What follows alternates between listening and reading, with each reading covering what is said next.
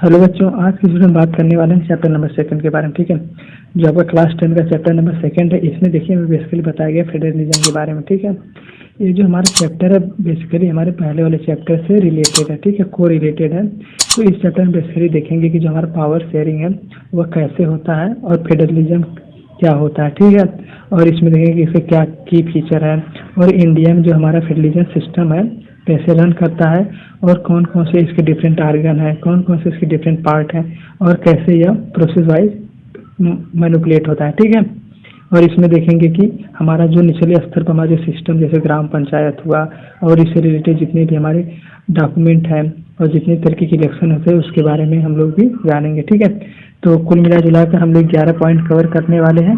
ठीक है, मैं शॉर्ट बना रहा हूँ 11, आप लोग पूरे शॉर्ट को देखिएगा और प्ले लिस्ट भी है, तभी आप लोगों को समझ में आएगा। ठीक है, और चैनल पर नए हो चैनल सब्सक्राइब भी कर लीजिए। ठीक है, तो हम देखिए बात कर लेते हैं कि व्हाट इज फेडरलिज्म। ठीक है, तो बेसिकली यह हमारा पावर शेयरिंग का एक पार्ट है जिसमें हमें बताया जाता है कि पावर शेयरिंग को कौन कौन से स्टेप में डिवाइड किया गया है। ठीक है, जो हमारा पावर शेयरिंग चैप्टर था हमने उसमें देखा कि पावर शेयरिंग किस लिए में ज़रूरत है और क्या क्या उसके फायदे हैं। ठीक है, इस चैप्टर में जानेंगे कौन कौन से उसके डिफरेंट आर्गन इन्वॉल्व हैं। ठीक है, हमने देखा था कि कौन कौन से इन्वॉल्व हैं।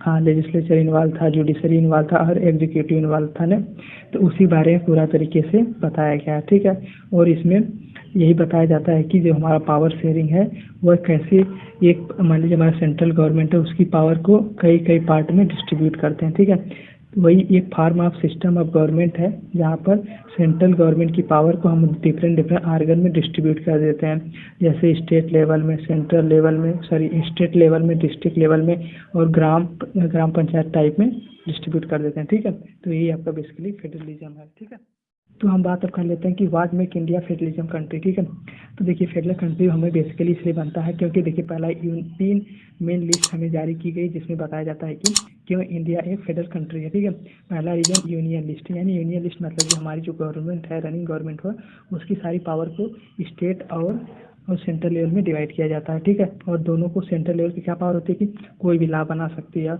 और सेंट्रल गवर्नमेंट को ही ऊंचा माना जाता है, ऊंचा दर्जा दिया जाता है। ठीक है, और वह स्टेट के भी किसी लॉ या किसी रूल और किसी रेगुलेशन में इंटरफेयर कर सकती है। स्टेट लिस्ट क्या है कि वही स्टेट वाइज डिवाइड किया गया है कि मतलब कोई मान लीजिए उत्तर प्रदेश ही है तो उत्तर प्रदेश में डीएम सीएम जितने भी हैं वो सब काम कैसे करेंगे उनका प्रीफ से डिसाइड किया गया। उसी प्रकार हमारा कॉन्करेंट लिस्ट क्या है, तो अगर हम इन दोनों यूनियन लिस्ट और स्टेट लिस्ट को अगर मिलाकर दोनों गवर्नमेंट काम करती है तो वह कॉन्करेंट लिस्ट में आ जाता है। ठीक है, तो कुल मिला जुलाकर हमने 3 लिस्ट के बारे में बेसिस पर कह सकते हैं कि इंडिया भी फेडरल कंट्री है। ठीक है, एक देखिए हमारा टर्म आता है कमिंग टुगेदर टुगेदर फेडरलिज्म। ठीक है, फेडरेशन सॉरी।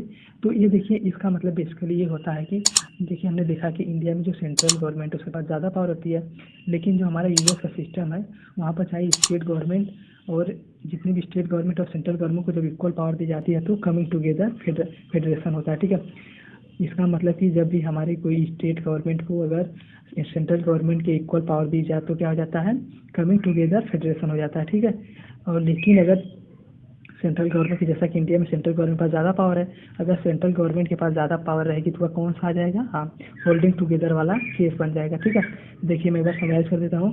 कमिंग टुगेदर मतलब क्या कि स्टेट गवर्नमेंट के पास भी सेंट्रल गवर्नमेंट इतना पावर रहेगी, लेकिन होल्डिंग टुगेदर में दोनों गवर्नमेंट के पास सॉरी सेंट्रल गवर्नमेंट के पास ज़्यादा पावर रहेगी।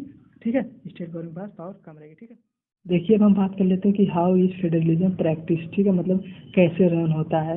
तो कुल मिला जुला कर इसमें 3 पॉइंट पर हमें फोकस किया गया। पहला पॉइंट है कि लिंग्विस्टिक स्टेट, मतलब कि कई लैंग्वेज के बेसिस पर स्टेट बना है। जैसे मान लीजिए नागालैंड ही है तो वहाँ पे हिंदी तो बोल नहीं पाएंगे, इसलिए वहाँ पर ये स्वतंत्रता दी गई है कि वो चाहे तो अपनी भी लैंग्वेज में प्रैक्टिस कर सकते हैं। ठीक है, यहाँ पर कोई नहीं इम्पोज किया जाए कि नहीं आपको हिंदी ही पढ़ना है। ठीक है, और दूसरा लैंग्वेज पॉलिसी वह भी इसी के कैटेगरी में आता है। और तीसरा है कि सेंट्रल स्टेट रिलेशन, मतलब जी अगर मान लीजिए कहीं पर इन केस सेंटर में सॉरी इन केस अगर स्टेट में कोई कॉन्फ्लिक्ट राइज हुआ तो वहाँ पर सेंट्रल गवर्नमेंट इंटरफेयर करके वहाँ पर अपना राय दे सकती है और उसमें जितने भी कॉन्फ्लिक्ट राइज हुए हैं उसको सॉल्व करने की कोशिश करेगी।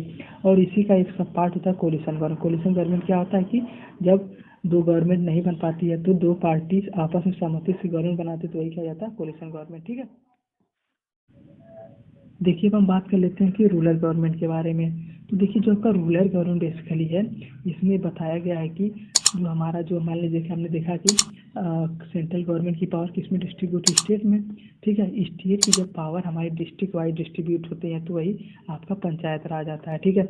मतलब कि वहाँ पे जैसे गांव में आप लोग अगर रहते होंगे देखते होंगे कि वहाँ पे प्रधान का इलेक्शन होता है, वो अभी किसमें, रूरल गवर्नमेंट के अंतर्गत में आता है। और लेकिन वही जब आप लोग का कोई अलग सिटी में रहते हैं तो देखते हैं कि म्यूनसिपल पार्टी जितनी भी होती है वहाँ पे इलेक्शन होता है और डिफरेंट डिफरेंट टाइप के लोग इलेक्ट हो जाते हैं, जैसे मेयर होते हैं, ब्लॉक होता है, मंडल होता है, समिति होता है, ठीक है। इस तरह के पंचायत राज में आते हैं, ठीक है। तो रूरल गवर्नमेंट क्या है कि स्टेट गवर्नमेंट की जब पावर को डिस्ट्रीब्यूट किया जाता है जब डिस्ट्रिक्ट वाइज, तो किस कैटेगरी में आता है, हाँ ठीक है, रूरल गवर्नमेंट की कैटेगरी में आता है बेसिकली, ठीक है। तो यही इसी को हम पंचायत राज भी कहते हैं, ठीक है। देखिए हमने अब जान लिया कि जो हमारे जो स्टेट गवर्नमेंट है उसकी जब पावर को सब डिवाइड करते हैं तो कौन सी गवर्नमेंट बनती है, पंचायत राज या म्यूनसिपल पार्टी, ठीक है। तो यही हम लोग देखते हैं कि जब हमारे सिटी में अगर इलेक्शन होगा, ठीक है, तो उससे हमारे कौन क्या इलेक्ट होते हैं, मेयर। मेयर क्या होता है, जैसे प्रधान होते हैं ना, सेम उसी तरह ये भी होते हैं। हम लोग भी जानते हैं कि जब गांव में पंचायत होता है, पंचायत रहती है कि समझिए कोई कॉन्फ्लिक्ट राइज हुआ तो सॉल्व कर किया जाए, या कुछ ऐसा इशू हुआ गांव का डेवलपमेंट करना है तो कौन प्रधान लोग करते हैं। उसी प्रकार अगर सिटी में करना है कुछ इस तरह के प्रोसीजर है या इस तरह के कुछ काम करना है तो कौन करता है, हम मेयर लोग करते हैं। मेयर लोग बेसिकली कुल मिला जुला कर डिफरेंट टाइप के कंट्रोल करते हैं कि क्या हो रहा है क्या नहीं हो रहा है, कहीं तो शहर में कुछ ऐसा फैल नहीं रहा है, और जितने भी प्री डिफाइंड गाइडलाइंस है उनको फॉलो करवाते हैं।